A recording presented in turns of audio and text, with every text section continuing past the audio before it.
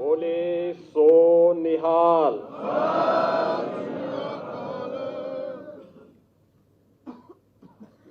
वीर बाल दिवस के अवसर पर आज के इस पावन कार्यक्रम में उपस्थित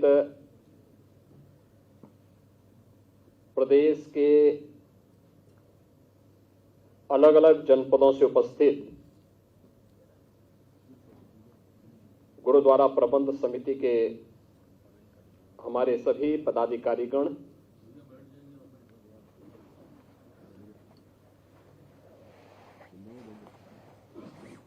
देश के सिख परंपरा के इतिहास से जुड़े हुए उन परिवारों के जो हमारे सम्मानित सदस्यगण हैं, उन सब का मैं प्रदेश शासन की ओर से और अपने सभी सहयोगी उप मुख्यमंत्री श्री केशव प्रसाद मौर्य जी, श्री ब्रजेश पाठक जी,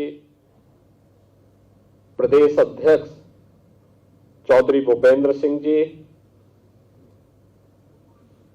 प्रदेश संगठन महामंत्री श्री धर्मपाल जी, राष्ट्रीय स्वयंसेवक संघ के प्रांत प्रचारक कौशल जी, प्रदेश सरकार के मंत्रीगण, हमारे यहां पर श्री सुरेश खन्ना जी, श्री स्वतंत्र देव सिंह जी, सरदार बलदेव सिंह ओलख जी, जेपीएस राठौर जी, इन सब की ओर से मैं आप सबका मुख्यमंत्री आवास पर आयोजित आज के शबद कीर्तन और अरदास कार्यक्रम में हृदय से अभिनंदन करता हूं, स्वागत करता हूं।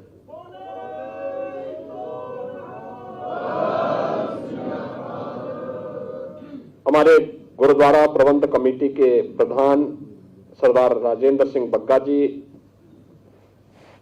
अल्पसंख्यक आयोग के सदस्य सरदार परविंदर सिंह जी, प्रधान गुरुद्वारा याह्यागंज डॉक्टर गुरमीत सिंह जी, पूर्व मंत्री डॉक्टर महेंद्र सिंह जी, महापौर श्रीमती सुषमा खड़कवाल जी,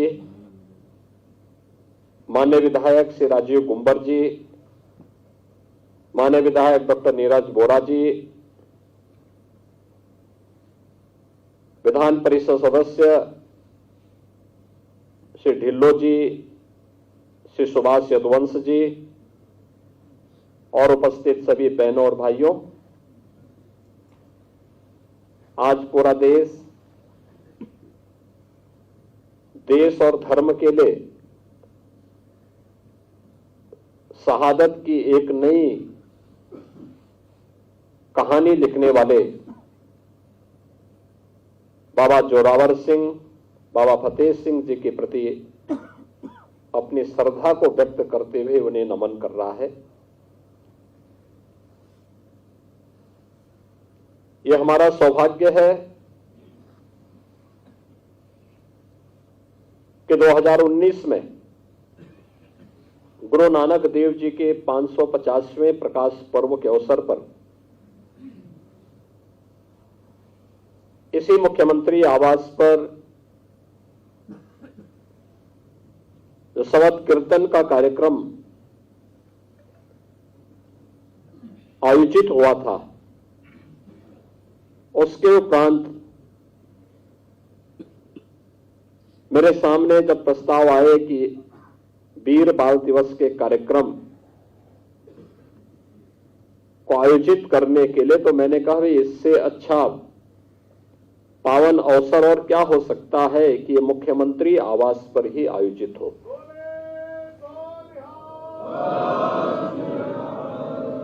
और 2020 से लेकर के लगातार 20, 21, 22, 23 में आयोजन मुख्यमंत्री आवास पर होते होते आज यह पूरे देश का आयोजन हो गया है।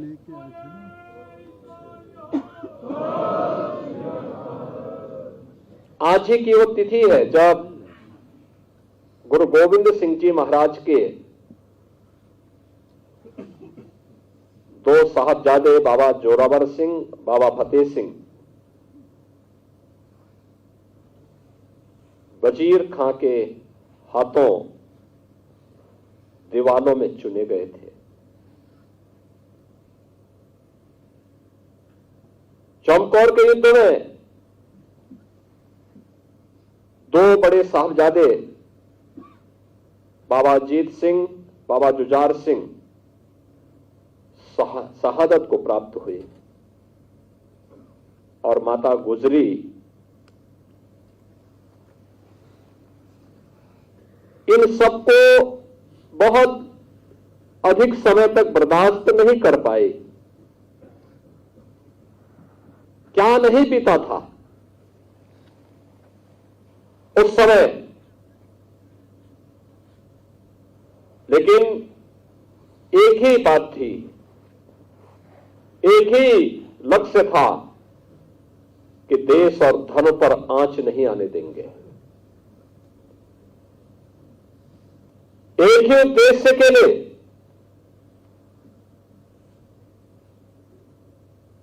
गुरु गोविंद सिंह जी महाराज के चार साहबजादों ने अपनी शहादत देकर के देश और धर्म की रक्षा की एक पक्की नींव खड़ी की।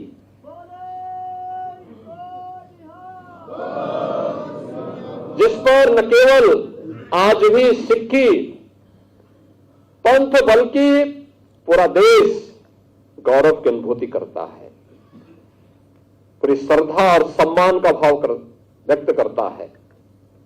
और उसी सम्मान को व्यक्त करने के लिए, उसी श्रद्धा को व्यक्त करने के लिए आज हमारी पूरी सरकार भी न केवल यहां पर बल्कि हर जनपद में, हर महत्वपूर्ण गुरुद्वारा में यह आयोजन यहां से लाइव भी हो रहा है। वहां पे सभी जनप्रतिनिधि और संगठनों के पदाधिकारीगण एकत्र होकर के उन वीर बालकों की शहादत के प्रति अपनी श्रद्धा को व्यक्त कर रहा है। बहनों और भाइयों, सिख पंथ की शुरुआत ही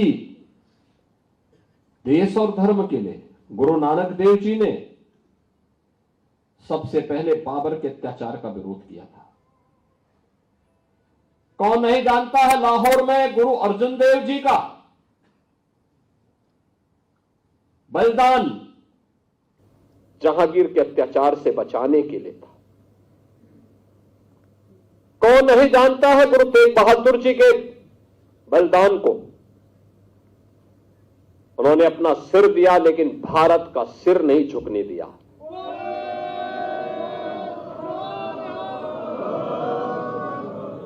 आज कश्मीर भारत का हिस्सा है और भारत का शीश बना हुआ है, इसलिए क्योंकि हमारे गुरु तेग बहादुर जी ने अपना शीश देकर के इसकी कीमत चुकाई है।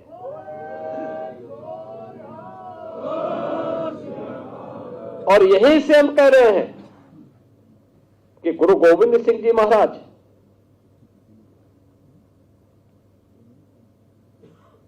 एक ऐसे पिता हैं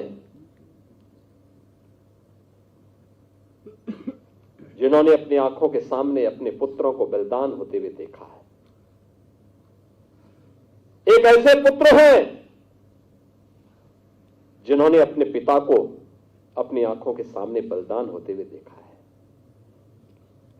क्या उम्र है उस समय गुरु गोविंद सिंह जी महाराज की, जब पिता कश्मीर के लिए सिर दे रहा है,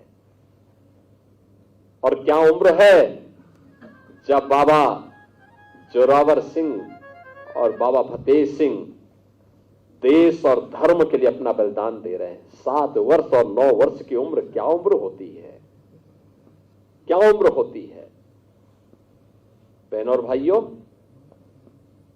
गुरु नानक देव जी से लेकर के गुरु गोविंद सिंह जी महाराज तक, 4 साहबजादों से लेकर के पंच प्यारों तक सिख गुरुओं का पूरा इतिहास देश और धर्म के लिए शहादत का इतिहास है। और ये इस बात के लिए हम सबको प्रेरित करता है कि इतिहास केवल एक कौम का नहीं है, इस देश का इतिहास है। एक नई प्रेरणा है पूरे भारतवासियों के लिए। जाति पाति का भेदभाव समाप्त हो। गुरु नानक देव जी ने शबद कीर्तन के लिए जो प्रेरणा दी, मिल बांट करके खाने के लिए जिस लंगर की शुरुआत को आगे बढ़ाया था,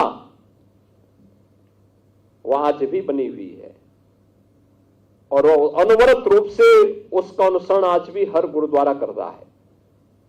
और यही गुरु परंपरा के प्रति श्रद्धा का ये भाव ही समृद्धि का कारण भी बनता है, खुशहाली का कारण भी बनता है। एक और इतनी समृद्ध परंपरा जो विपरीत परिस्थितियों में लड़ते हुए, जूझते हुए न केवल सिक्खी पंथ की सुरक्षा करनी, उसको सुरक्षित रखना है, हर हाल में उसको संरक्षित करना है, देश और धर्म के लिए भी एक आदर्श बलिदान की परंपरा को छोड़ करके हम सब के लिए एक नई प्रेरणा प्रदान कर दी। एक और यह गौरवशाली इतिहास और दूसरी तरफ हमारे सामने वो दृश्य देखने को मिलते हैं जब हम लोग ये सुनते हैं कि काबुल में अब नाम मात्र के ही 2-4-10 परिवार सिखों के बच गए। जब हम बांग्लादेश की घटना का उल्लेख सुनते हैं, जब हम लोग पाकिस्तान के अंदर होने वाले अत्याचारों के बारे में सुनते हैं,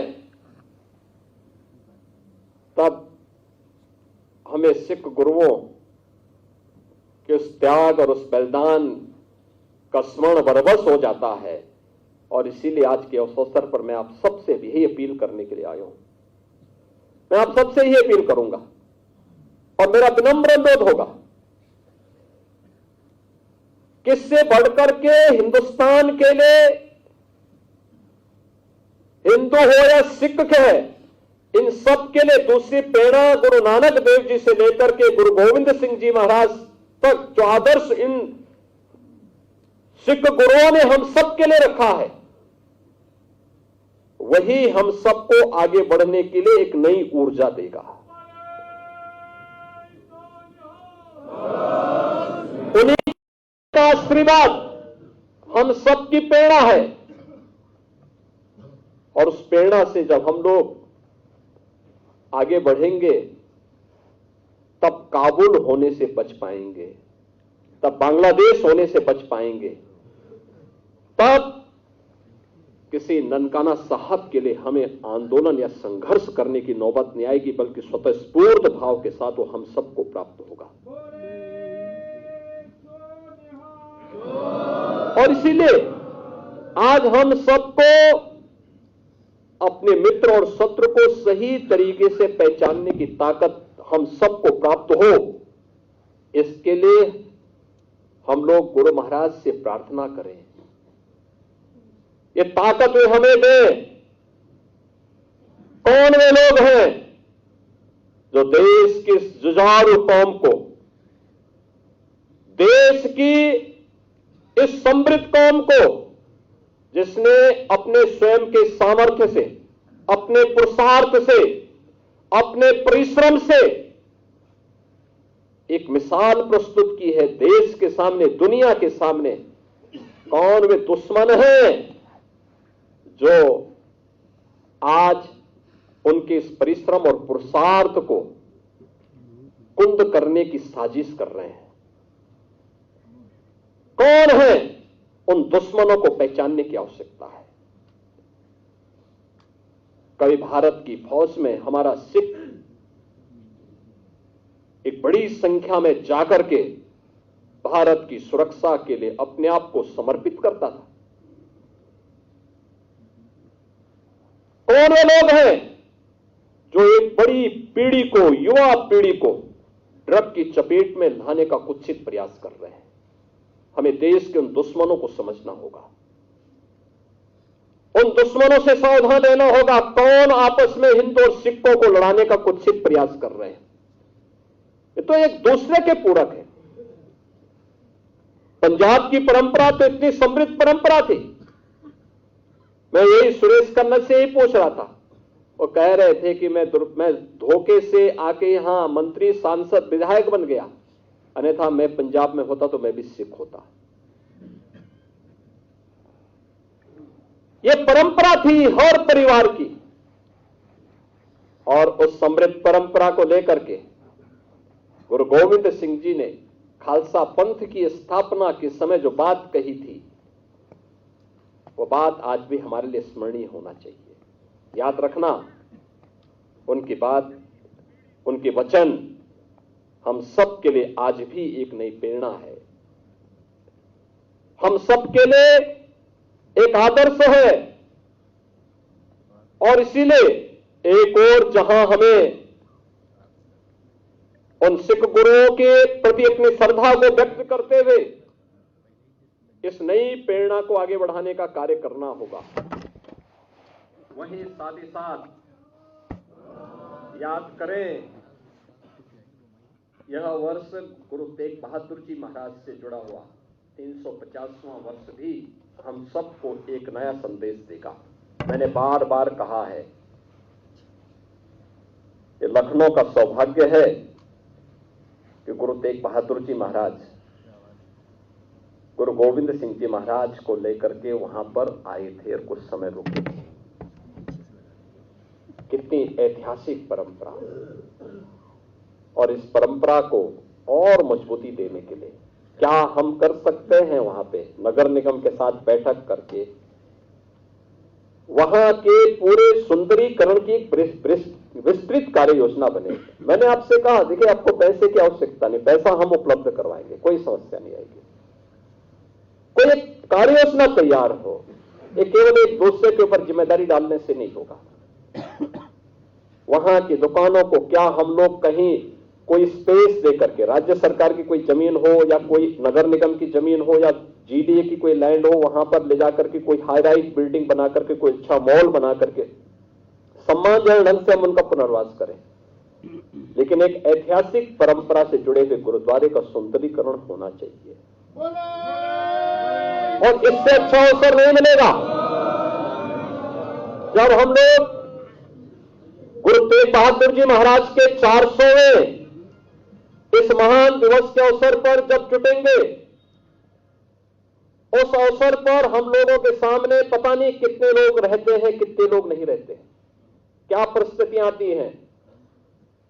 अभी से इसकी तैयारी होनी चाहिए, प्रयास होना चाहिए, कार्य योजना बने, उसको लागू करने की तैयारी होनी चाहिए। ये हम लोगों के आदर्श है, वो हमारी प्रेरणा है।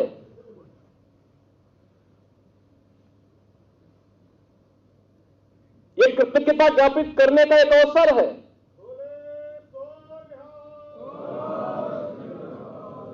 एक कृतज्ञता ज्ञापित करने का इससे अच्छा अवसर नहीं हो सकता कि गुरु तेग बहादुर जी महाराज ने जिस कश्मीर की रक्षा करने के लिए, कश्मीरी पंडितों की रक्षा करने के लिए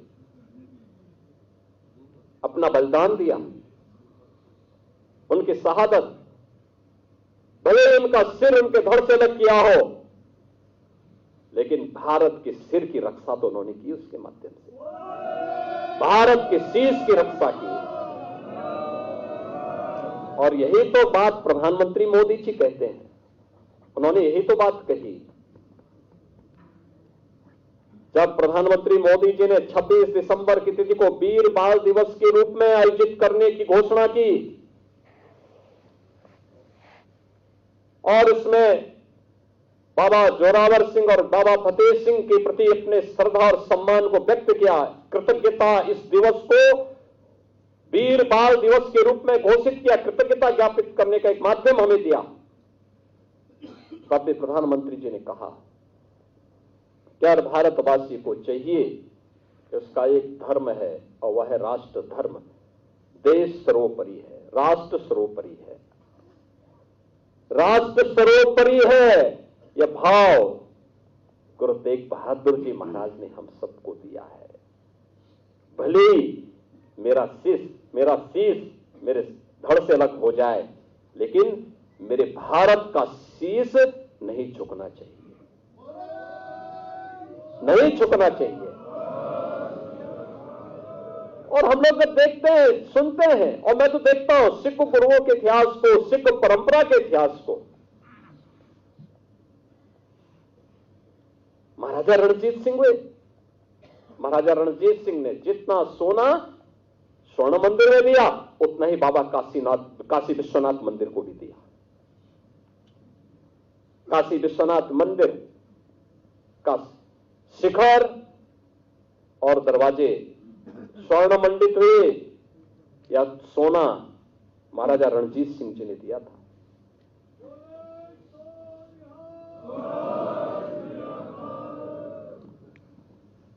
जितने भी सिख योद्धा थे, क्रांतिकारी थे, देश के लिए अपने आप को शहीद किए थे, अपना बलिदान दिए थे, और हमें आज भी उनसे प्रेरणा प्राप्त करनी होगी। यह अवसर होते हैं जब हम उन्हें स्मरण कर सकें, उनके बलिदान से कुछ प्रेरणा प्राप्त कर सकें। आज के इस अवसर पर मैं एक बार फिर से इस वीर बाल दिवस के प्रति आदरणीय प्रधानमंत्री जी के प्रति आभार व्यक्त करता हूं। आप सबसे अपील करूंगा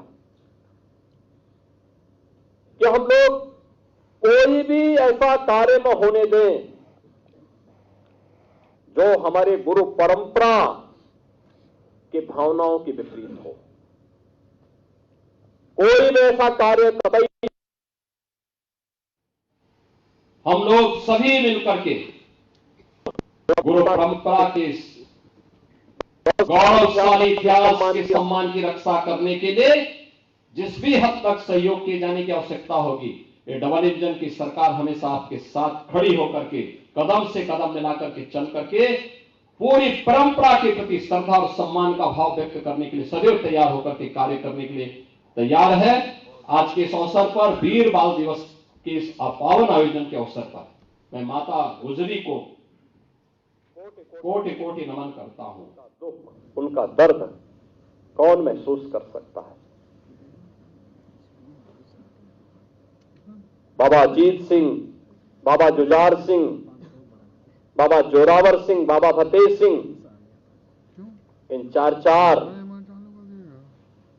साहबजादों के प्रति नमन करता हूं, उनके शहादत को नमन करता हूं। गुरु गोविंद सिंह जी महाराज, जिनका पूरा जीवन ही केवल और केवल इस देश के लिए, इस धर्म के लिए केवल चिंता, देखिए गुरु ही चिंता कर सकता है। ये जाति भेद समाप्त होना चाहिए, पंथ भेद समाप्त होना चाहिए। पंच प्यारों से जुड़े हुए परिवारों के सदस्यों से अभी मैं यहां मिला, कोई हस्तिनापुर से, कोई पंजाब से, कोई कहीं और जगह से आया। याद करिए उस पीड़ा को गुरु गोविंद सिंह जी ने महसूस किया है।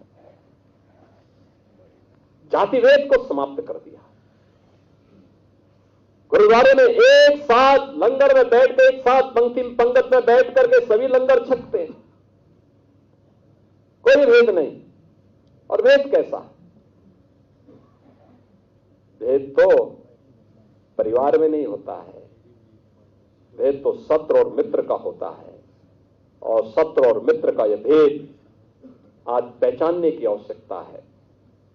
और मैं आपको इस बात के लिए आश्वस्त करता हूं, उत्तर प्रदेश में हमारा सभी सिख बंधु पूरी मजबूती के साथ यहां के विकास में अपना योगदान दे रहे हैं, मजबूती के साथ कार्य करते हैं। बहुत सारे ऐसे तत्व बीच में घुसपैठ करके तमाम ऐसी चीजें करते हैं, लेकिन मैं देखता हूं कि अगले ही दिन हमारे सभी प्रमुख सिख लीडर्स और सभी प्रमुख सिख ग्रंथी आकर के कहते हैं, नहीं साहब ये गलत तो कर रहे हैं, हम लोग इनके साथ नहीं हो सकते। यह है मजबूती, यह है समर्पण, यह है भारत को मजबूत प्रदान करने का एक जज्बा। और उस जज्बे को लेकर के हमें आगे बढ़ना होगा। एक बार फिर से मैं सिख गुरुओं के प्रति अपना सादर नमन करते हुए वीर गुरु गोविंद सिंह जी महाराज के चार साहबजादे बाबा अजीत सिंह, बाबा जुझार सिंह, बाबा जोरावर सिंह और बाबा फतेह सिंह की स्मृतियों को कोटि कोटि नमन करते हुए आप सबका मैं एक बार फिर से अभिनंदन करता हूं कि आपने मुख्यमंत्री आवास पर जो ये आयोजन हो रहा है, इस आयोजन में आप सभी प्रदेश भर के अलग अलग जनपदों से यहां पर उपस्थित हुए हैं। आपने इसकी गरिमा को बढ़ाया है, गौरव को बढ़ाया है। प्रदेश के अलग अलग गुरुद्वारों में भी जो कार्यक्रम आयोजित हो रहे हैं, वहां पर भी जो सिख बंधु बैठे हुए हैं, जो बहनें बैठी हुई हैं, उन सबको भी मैं आज के इस दिवस पर उनका अभिनंदन करता हूं और विश्वास करता हूं कि वे सब भी पूरे प्रदेश भर में इस संदेश को लेकर के जाएंगे, बताएंगे, तो निश्चित ही हम गुरु परंपरा को और मजबूती प्रदान करने में सभी लोग मिलकर के सहयोग कर पाएंगे। मैं एक बार फिर से आप सबका हृदय से अभिनंदन करता हूं।